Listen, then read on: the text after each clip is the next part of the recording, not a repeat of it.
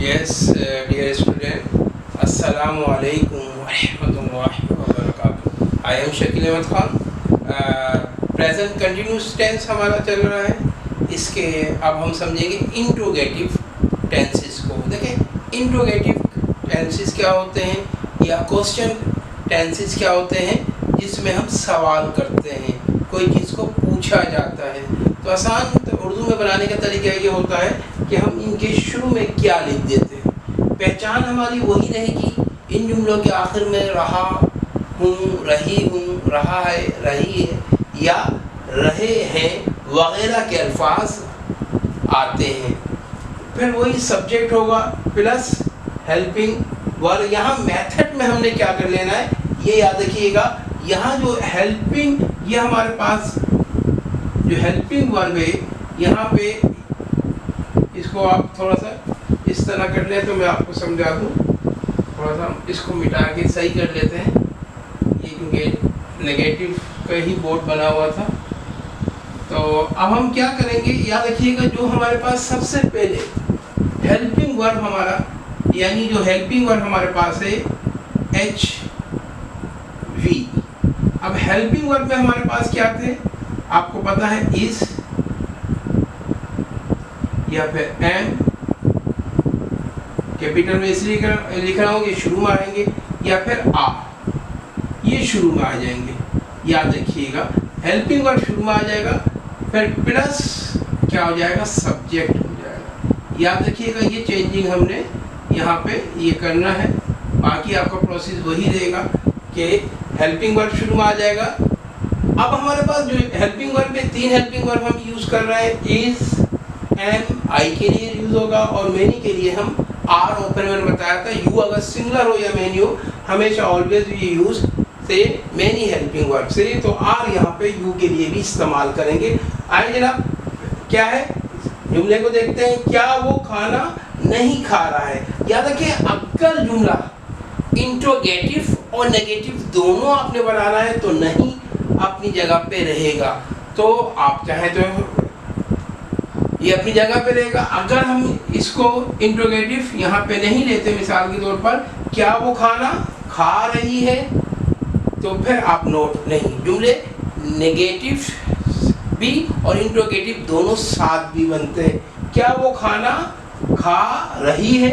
अब यहाँ पे हमारे पास शी है, तो शी के लिए क्या आएगा, इज। तो इज हमारा शुरू में आ जाएगा, फिर सब्जेक्ट आ जाएगा शी इज। याद रखिए कोई भी हेल्पिंग वर्ब, आपके पास 16 हेल्पिंग वर्ब हैं। ये जो हैं जो जुमले के आखिर में आते हैं, इज, आर, एम, ये हेल्पिंग वर्ब हैं, जिनको हम है, हैं या हूँ आई के साथ, ये हेल्पिंग वर्ब हैं। ये 16 है। आपने बाकी ये दो टेंस के अलावा, पास और प्रेजेंट इंडेफिनिट के अलावा बाकी 10 टेंस में हेल्पिंग वर्ब मौजूद होते हैं, तो उनको आप शुरू में ले आएंगे, जुमला आपका हेल्पिंग वर्ब हो जाएगा। जैसे यहाँ पे 3 हेल्पिंग वर्ब हम यूज कर रहे हैं, इज, एम या आर। अब हम इसको हम शुरू में ले आएंगे तो जुमला हमारा क्या हो जाएगा, इंट्रोगेटिव हो जाएगा। तो इसी तरह हमने यहाँ पे इज, शी, और मैंने कहा था अगर इंट्रोगेटिव के साथ नेगेटिव भी हो तो फिर नॉट यहाँ अपनी जगह पे रहेगा। जैसे हमारा जुमला था, मैंने वहाँ से मिटा दिया, तो इज, शी, और क्या काम हो रहा है, खाना, सही है, तो क्या आ जाएगा, ईट आ जाएगा। और आपको पता है फर्स्ट फॉर्म में हम क्या करते हैं, आईएनजी का इजाफा करते हैं। ऑब्जेक्ट क्या है हमारा, फूड है, तो फूड आखिर में आ जाएगा। इज शी ईटिंग फूड, और क्वेश्चन मार्क हमारे पास है आखिर में। क्वेश्चन मार्क उर्दू में भी लगाते हैं और इंग्लिश में भी आपका सवालिया निशान आ जाएगा। अब है क्या हम मछलियाँ पकड़ रहे हैं। अब यहाँ पे हम हैं, तो हम के साथ क्या आएगा, ऑलवेज मैनी है हम, क्योंकि तो ये आ जाएगा। और फिर इसके बाद सब्जेक्ट क्या है, वी, कैचिंग आ जाएगा हमारे पास, आईएनजी का इजाफा हो जाएगा, कैचिंग, तो क्या हो जाएगा, आर वी कैचिंग। तो क्या कर रहे हैं हम, ऑब्जेक्ट क्या है, फिश है, और फिर आखिर में क्वेश्चन मार्क आ जाएगा, तो क्या हो जाएगा, are we catching fish. Fish मत करिएगा। इस तरह क्या मैं आज नई किताब खरीद रहा हूँ। अब यहाँ पे क्या है, क्या में, तो एम हमारे पास स्टार्टिंग में एज ए हेल्पिंग वर्ब आ जाएगा तो जुमला इंट्रोगेटिव बन जाएगा एम। और आई मैंने आपको पहले भी बता चुका हूँ कि आई कहीं भी आएगा, आई को आपने कैपिटल ही लिखना है जब एज ए वो singular first person as a speaker इस्तेमाल हो रहा हो। तो एम आई। अब क्या हमारे पास वर्ब क्या है, खरीदना, तो हम क्या करेंगे खरीदने को, बाय या परचेजिंग। अब न्यू है, ये ऑब्जेक्ट है, न्यू क्या है, किताब है, सिंगुलर है, और आखिर में क्वेश्चन मार्क आ जाएगा। तो क्या हो जाएगा, एम आई बाइंग न्यू बुक हो जाएगा।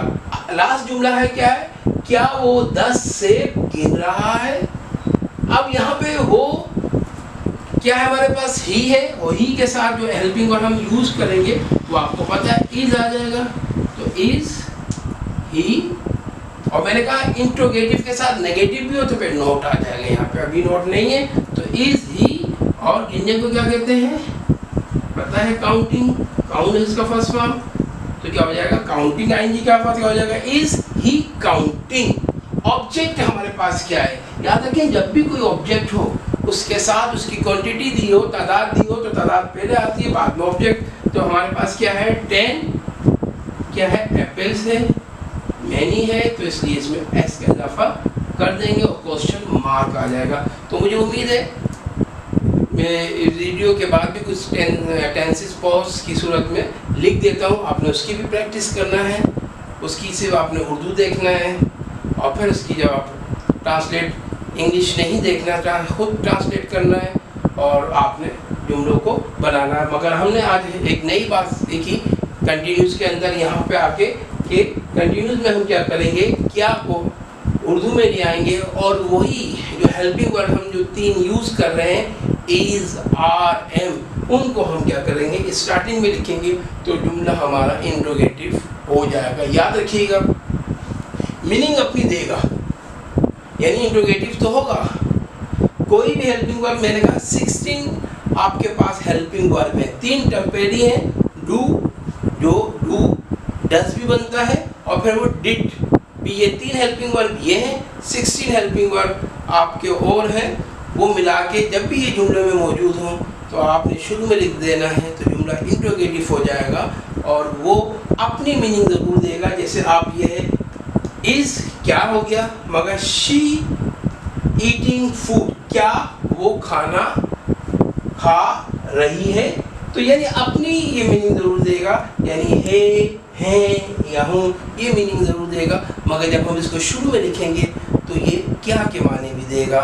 तो याद रखिएगा अगर डब्लू फैमिली हमारी इनके साथ आ जाती है कि अगर ये इस तरह जुमला हो, क्या वो खाना खा रही है, वो कब खाना खा रही है, तो याद रखिएगा इंट्रोगेटिव के साथ डब्लू फैमिली की ट्रांसलेट आ जाती है और जुमले को इंट्रोगेटिव में ही लिखते हैं।